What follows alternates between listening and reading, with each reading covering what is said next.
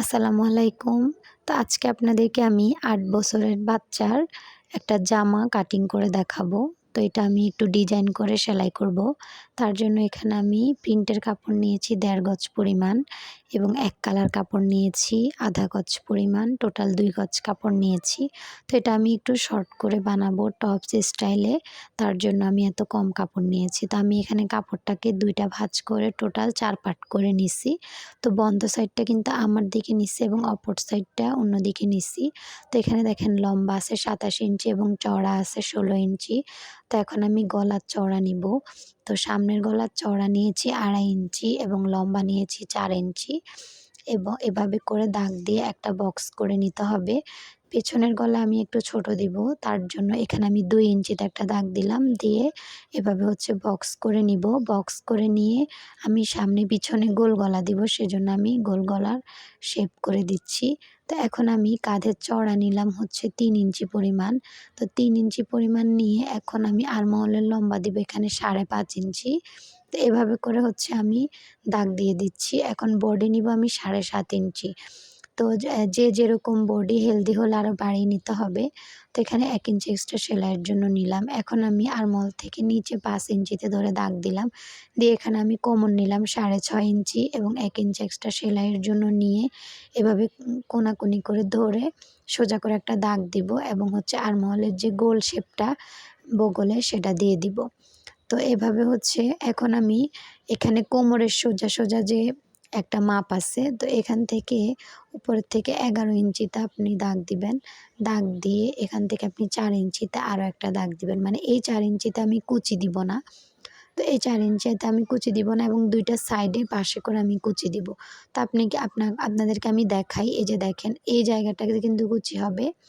এখানে আমি কুচি দিব আর এখানে সোজা জায়গাতে আমি কুচি দিব না। তো এখানে আমি এখন দাগ অনুযায়ী কাপড়টাকে কাটিং করে নিচ্ছি। তো এর ভিতরে একটা কথা বলে থাকি, যদি আমার ভিডিওগুলো আপনাদের কাছে ভালো লেগে থাকে অবশ্যই আমার চ্যানেলটা সাবস্ক্রাইব করবেন এবং সবসময় আমার ভিডিওগুলো ফলো করলেই কিন্তু আপনারা খুবই সহজে সেলাইয়ের কাজ শিখতে পারবেন এবং বাচ্চাদের ডিজাইন ড্রেস সেলাই করতে পারবেন।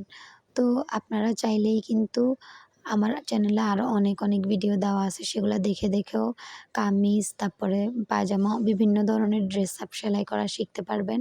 তো এই যে দেখেন এভাবে কিন্তু কুচিগুলা হবে। তো যাই হোক, এখন আমি নিচে যে একটু বড় ছোট কাপড় রয়েছে সেটা আমি কেটে একদম সমান করে দিচ্ছি। তো এভাবে করে কিন্তু সমান করে নিতে হবে, তাহলে সেলাই করতে সুবিধা হবে। তো এখন আমি এক কালার কাপড় নিয়েছি। এক কালার কাপড় দিয়ে এখন প্রথমে আমি হাতা কাটিং করব। তো এখানে ১/২ গজ পরিমাণ কাপড় আছে। তো আমি এখানে ৪.৫ ইঞ্চি চওড়া নিব। ৪.৫ ইঞ্চি চওড়া নিয়ে আমি ১/২ ইঞ্চি সেলাইতে যাবে এবং ৪.৫ ইঞ্চি থেকে ৪ ইঞ্চিটি থাকবে। মানে আমার হাতার লম্বা হবে হচ্ছে ৪ ইঞ্চি।